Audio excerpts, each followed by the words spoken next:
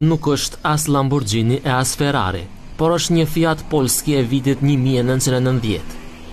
Për ta nisur atë nuk duhet të keni një çelës, sepse studenti mekatronikës Adem Ahmeti e ka bërë atë të nizet me përplasje të duarve.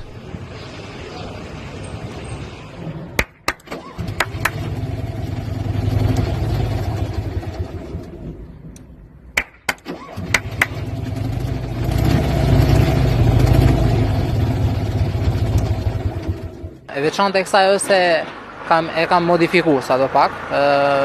Kam vendosur disa aparatura shtesë, do të thonë me mikrokontrollues të Arduinos, të cilat i kam programuar vetë dhe kam punuar do të thonë mbi veturën një kohë të gjatë.